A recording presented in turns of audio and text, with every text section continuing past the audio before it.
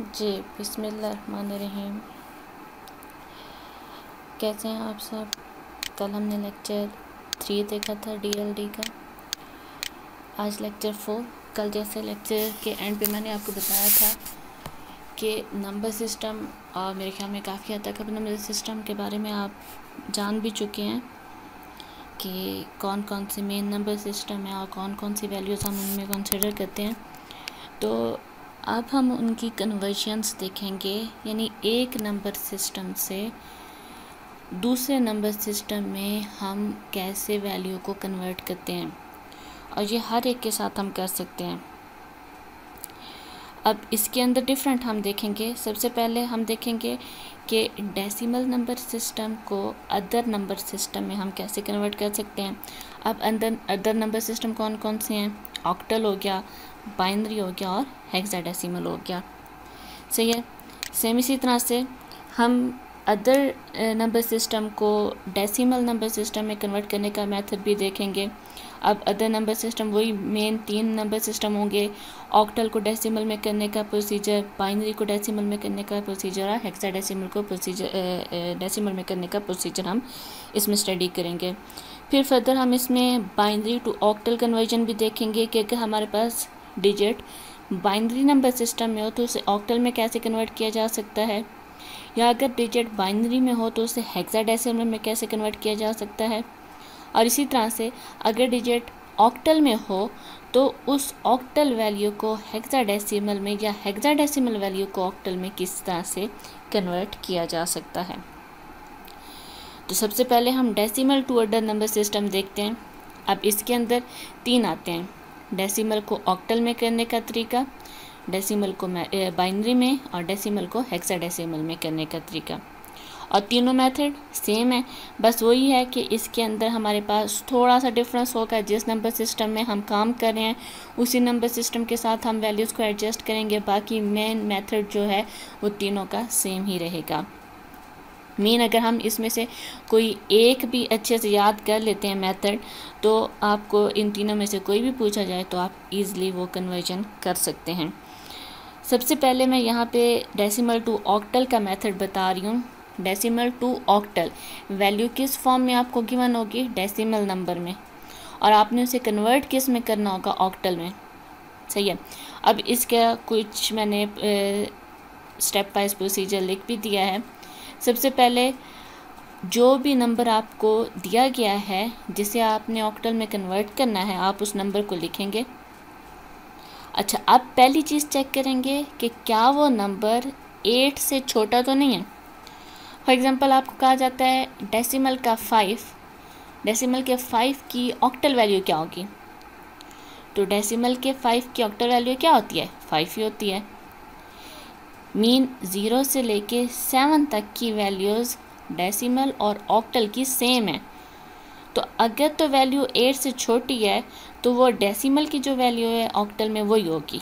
फिर ये पूरा प्रोसीजर करने की ज़रूरत है ही नहीं। सही है।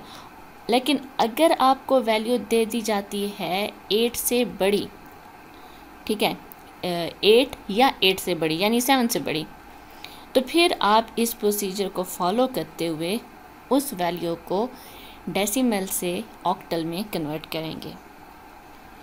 किस तरह से करेंगे? जो भी वैल्यू है उस वैल्यू को आप डिवाइड करते जाएंगे। किसके साथ? 8 के साथ।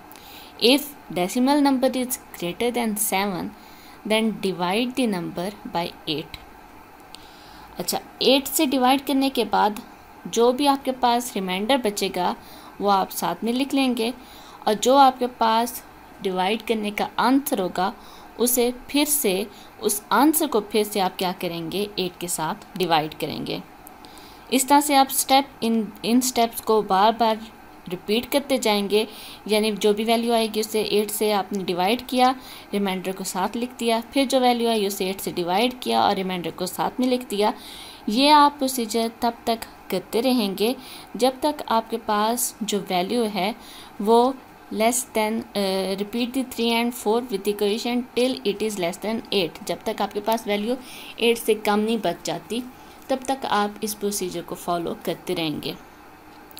जब आपके पास वैल्यू 8 से कम बच गई यानी वो वैल्यू जिसे आप डिवाइड कर रहे हैं वो वैल्यू 8 से कम बच गई, तो अब आप इस प्रोसीजर को स्टॉप कर देंगे और रिवर्स ऑर्डर में आप अपने उसमें जो भी आपके आंसर्स आ रहे हैं, आंसर कौन से, रिमाइंडर वाले आंसर्स को आप रिवर्स ऑर्डर में लिखेंगे तो वो आपके पास वैल्यू क्या होगी, ऑक्टल में कन्वर्ट हो चुकी है। ये मैंने स्टेप्स लिखे हैं, हो सकता है आपको यहाँ से क्लियर ना हो, तो इस मेथड को थोड़ा सा क्लियर करने के लिए मैंने एक एग्जांपल को यहाँ पे यूज़ किया है। यहाँ पे देखें, मैंने एग्जांपल में एक वैल्यू ली है जो किस नंबर सिस्टम में है, डेसिमल में, और इसे किस में हमने कन्वर्ट करना था, ऑक्टल में। अब 127 को ऑक्टल में कन्वर्ट करने के लिए हमें किसकी ज़रूरत पड़ेगी, किस वैल्यू की, 8 की। हमने 8 से डिवाइड किया तो आपके पास वैल्यू आई, यानी डिवाइड का आंसर आया 15 और रिमाइंडर बचा 7। अब इस 15 को दोबारा आप 8 से डिवाइड करें तो आपके पास वैल्यू आएगी डिवाइड की, यानी कोएफिशिएंट आएगा आपके पास 1 और रिमाइंडर आपके पास आएगा 7। सही है। अब ये जो 1 है ये 8 से कम है, यानी इसे फर्दर आप डिवाइड नहीं कर सकते, तो आप क्या करेंगे, या आप अगर तो चाहें तो यहाँ तक भी स्टेप को रोक सकते हैं, या फर्दर अगर आप चाहें तो डिवाइड फर्दर भी कर सकते हैं। तो आप फर्दर अगर डिवाइड करें तो आपका यही 1 रिमाइंडर बच जाएगा और आपका डिवाइड कोई भी आपकी वैल्यू नहीं बन रही, तो वो कोएफिशिएंट आपका 0 ही रहेगा, रिमाइंडर आपका 1। तो अब ये वैल्यूज़ आपके पास देखें, रिवर्स में हमने जाना है तो हमारे पास 1 7 7 ये वैल्यू क्या बनेगी, ये आपके पास ऑक्टल वैल्यू बनेगी।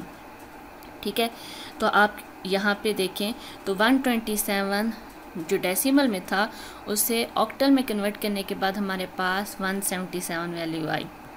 किस तरह से हमने किया है ये देखें, सिंपल सा मेथड है, वो प्रोसीजर तो स्टेप वाइज आपको समझाने के लिए मैंने लिखा है, लेकिन इंतहाई आसान तरीका है। वही चीज़ है जो अभी आपने पिछले कुछ लेक्चर्स में मैंने आपकी प्रैक्टिस भी करवाई है कि वैल्यू को कन्वर्ट करने के लिए हम क्या करते रहते हैं, एलसीएम लेते रहते हैं। वही एलसीएम लेना है, 127 था, 8 के साथ एलसीएम लिया, 15 और 7 रिमाइंडर बचा, फिर से 8 के साथ एलसीएम लिया, यहाँ पे 1 और 7 रिमाइंडर बचा। यहाँ तक भी अगर आप छोड़ दें तो ये 1 7 7 ये आपके पास आंसर है। या अगर ये स्टेप, ये ऑप्शनल स्टेप है, ये वाला स्टेप अगर आप करना चाहें तो आप फर्दर एक बार फिर से 8 के साथ आपने डिवाइड किया तो आपके पास 0 1, या आपके पास 1 रिमाइंडर और 0 इसके पास 0 कोएफिशिएंट की वैल्यू, और ये आपके पास आया 177। ऑक्टल वैल्यू हमारे पास कन्वर्ट हो गई। इस मेथड से, इस सेम मेथड से आप कोई भी डेसिमल की इंटीजर फॉर्म की वैल्यू को डिवाइड कर सकते हैं और उसे ऑक्टल में लेके आ सकते हैं।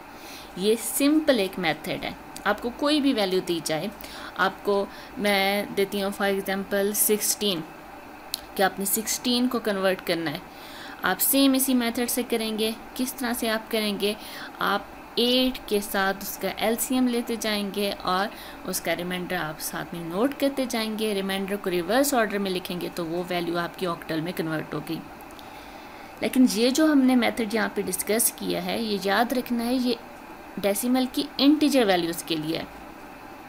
सही है, यानी अगर आपको वैल्यू इंटीजर फॉर्म में दी जाती है तो आप थ्रू दिस मेथड आप उसे ऑक्टल में कन्वर्ट कर सकते हैं। अब यहाँ पे ये सवाल पैदा होता है कि अगर आपको डेसिमल में ऐसी वैल्यू दे दी जाती है जिसमें हमारे पास फ्रैक्शनल पार्ट भी होता है, यानी कि जिसमें पॉइंट होता है, तो फिर उसका क्या करेंगे, क्या उसे भी सेम मेथड से करेंगे हम ऑक्टल में कन्वर्ट? नहीं, उसे सेम मेथड में हम कन्वर्ट नहीं कर सकते। उसके लिए हम डिवाइड की जगह पे क्या यूज़ करेंगे, मल्टीप्लिकेशन। सही है। और जैसे हम रिमाइंडर्स लिखते रहे हैं, यहाँ पे हम रिमाइंडर्स के बजाय क्या करेंगे, इंटीजर वैल्यूज़ को स्टोर करते जाएंगे। अब ये किस तरह से होगा, ये मैंने पॉइंट वाइज तो लिख दिया है, लेकिन थ्रू एग्जांपल अगर हम देखें तो ये ज़्यादा इजीली समझ आ सकता है। यहाँ पे मैंने स्टेप्स देखे, वैल्यू आपको दी जाएगी और वैल्यू किस फॉर्म में होगी, फ्रैक्शनल डेसिमल नंबर होगा। फ्रैक्शनल डेसिमल नंबर मीन क्या है, ऐसा डेसिमल नंबर जिसके अंदर पॉइंट मौजूद है, जिसमें इंटीजर वैल्यू नहीं है, पॉइंट के बाद का पोर्शन आपके पास मौजूद है और आपने उसे ऑक्टल में कन्वर्ट करना है।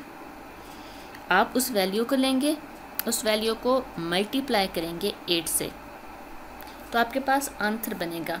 फॉर एग्ज़ाम्पल आपने कोई डिजिट था उससे मल्टीप्लाई किया तो आपके पास आंसर आया 2.078। तो मैंने क्या बताया 2.078, यानी इसमें दो पोर्शन है। एक पोर्शन इंटीजर का है जो कौन सा है 2, और 0.078 वो पोर्शन कौन सा है फ्रैक्शन का।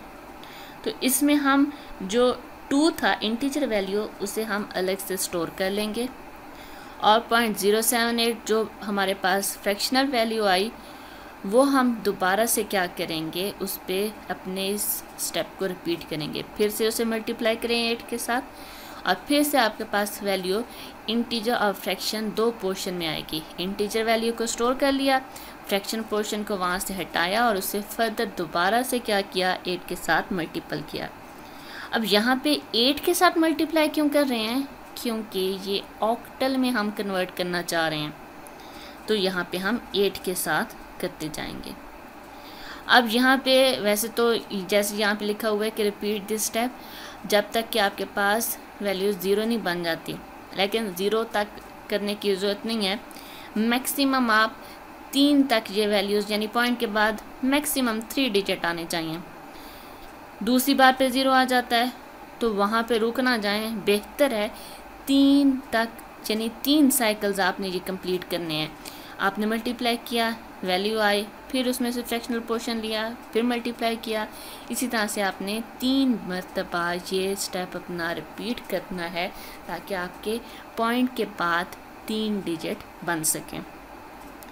अब जो आपके पास इंटीजर वैल्यूज़ आपने अलग स्टोर की थी ना, अलग आप लिखते गए थे, उनको आप प्रॉपर ऑर्डर में, सही है, प्रॉपर ऑर्डर यहाँ पे मेंशन क्यों किया है, क्योंकि हम पीछे जो हमारे इंटीजर डेसिमल नंबर थे उन्हें ऑक्टल में कन्वर्ट करते थे, तो एलसीएम से जो हमारे पास रिमाइंडर का आंसर आता था उसे हम रिवर्स ऑर्डर में लिखते थे।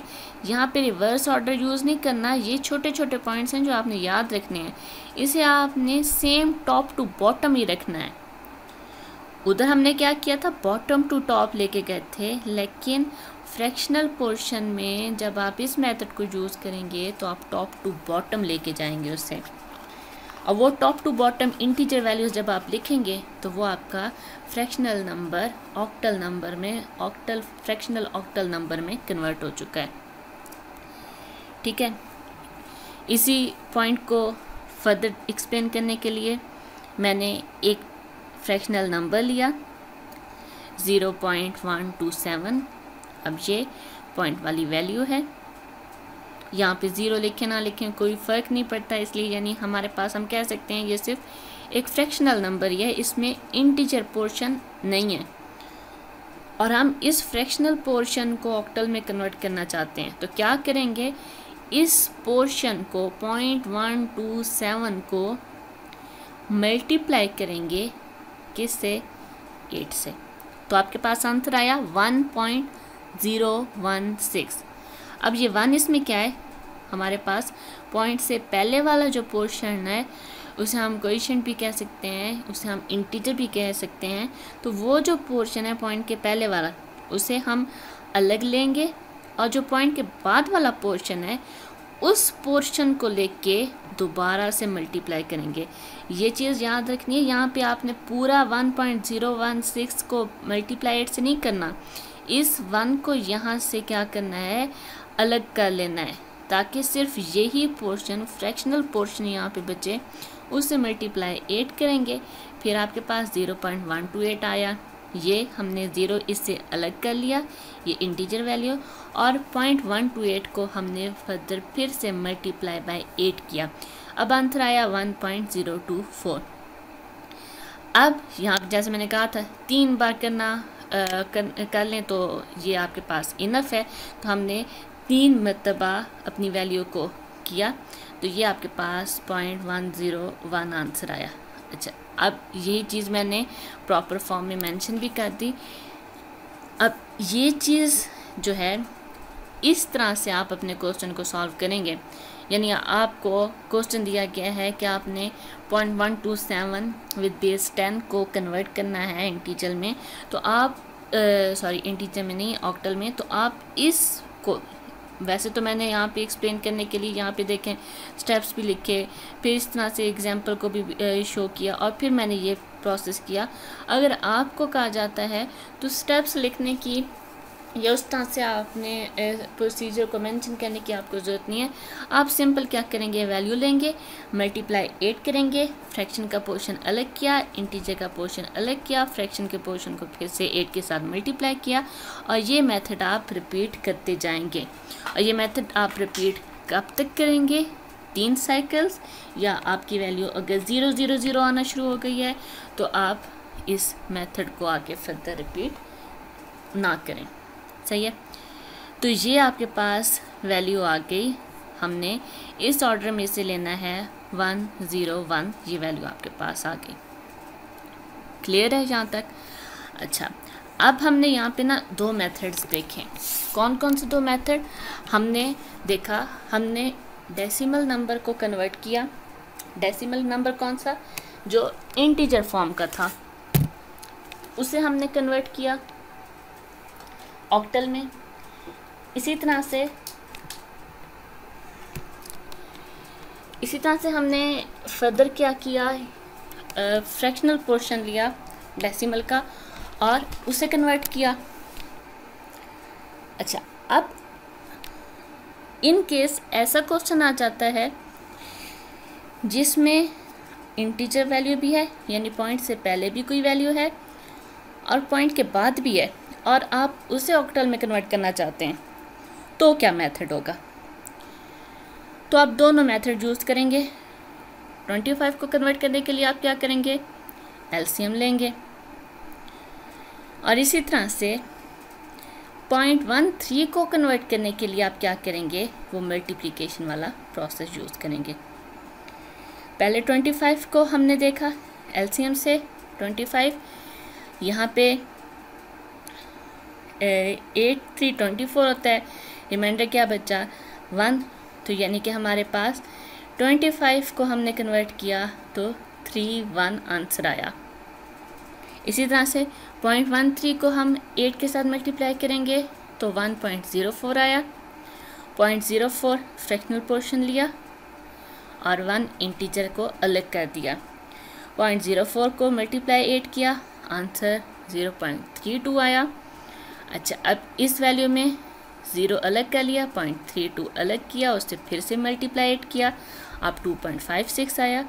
0.56 हमने अलग कर लिया और 2 हमने अलग स्टोर कर लिया। अच्छा, अब हमने ना इसका आंसर ऐसे ही लिखना है। 25 को हमने कन्वर्ट किया तो क्या आंसर आया था, बॉटम टू टॉप जाएंगे तो 31, हमने 31 लिखा। फिर यहाँ पे पॉइंट था तो सेम हमने यहाँ पे पॉइंट लगाया। फिर 0.13 को कन्वर्ट करने पे आंसर क्या आया, अब हमने कहाँ से जाना है, टॉप टू बॉटम, तो ये आंसर आया 102। बेस क्या बनी, हमारी 8 बेस बनी। ये हमने कन्वर्ट किया एक ऐसा डेसिमल नंबर जिसमें फ्रैक्शनल पोर्शन भी था और इंटीजर वैल्यू भी मौजूद थी। ठीक है, तो हम इस तरह से भी लिख सकते हैं। अब इसी रिलेटेड मुझे उम्मीद है आपको वैसे ये conversion decimal to octal clear होगी। इसमें हमने देखा था सिंपल इंटीजर को कन्वर्ट करने का मेथड भी, फिर पॉइंट वाले डिजिट्स को कन्वर्ट करने का मेथड भी, और ऐसा नंबर भी जिसमें हमारी इंटीजर वैल्यू भी हो, पॉइंट भी हो और पॉइंट के बाद की वैल्यू भी हो। तो उसी रिलेटेड मैंने यहाँ पे 3 एग्जांपल्स लिख दी हैं, ऑक्टल में हैं। आपने सेम प्रोसीजर को यूज़ करते हुए उन्हें ऑक्टल में कन्वर्ट, ये डेसिमल में आपने उन्हें सेम प्रोसीजर को यूज़ करते हुए ऑक्टल में कन्वर्ट करना है। लेकिन इस बात का आपने ख्याल रखना है बेटा कि आपने क्या करना है, ये इस तरह से सॉल्व करना है। ठीक है, आपको इस तरह के स्टेप्स लिखने की ज़रूरत नहीं है आपको, या आप इस तरह से इसे सॉल्व करेंगी और साथ में ये ऐसे आंसर मेंशन कर देंगी इसी तरह से, या आप इस तरह से इसे सॉल्व करेंगी और साथ में आंसर मेंशन कर देंगी, या आपके पास अगर इस टाइप की वैल्यू है तो आप उसे इस तरह से अलग अलग मेंशन करके, या बेहतर है आप ऊपर 25 उसे आपने सॉल्व किया, फिर 0.13 उसे आपने सॉल्व किया और एंड पे आपने आंसर लिख दिया। इस तरह से आप उसे आंसर को, अपने वैल्यू को शो करेंगी। प्रॉपर फॉर्म में आपने इस असाइनमेंट को एक दिन के अंदर, छोटी सी असाइनमेंट है, 3 ही तो क्वेश्चन है, एक दिन के अंदर अंदर आपने सबमिट करानी है। लेकिन सबमिट में सबसे इकट्ठी लूँगी, ऐसे नहीं है कि जिसकी होती जाए वो मुझे सेंड करता जाए। जिससे मैं बोलूँगी कि हाँ अब आप मुझे असाइनमेंट सबमिट करवाएं, तब आपने मुझे सेंड करनी है। असाइनमेंट लिख के अपने पास स्टोर कर लेनी है, सेंड मुझे नहीं करनी, क्योंकि ऐसे फिर मैं चेक नहीं कर पाती। जब मेरे पास प्रॉपर टाइम होगा तो मैं तब आपसे मांगूंगी और मैं चेक करूँगी। ओके बेटा, नेक्स्ट लेक्चर में, नेक्स्ट वीक में हम डेसिमल टू बाइनरी और डेसिमल टू हेक्साडेसिमल कन्वर्जन को इंशाल्लाह स्टडी करेंगे। अल्लाह हाफिज़ बेटा।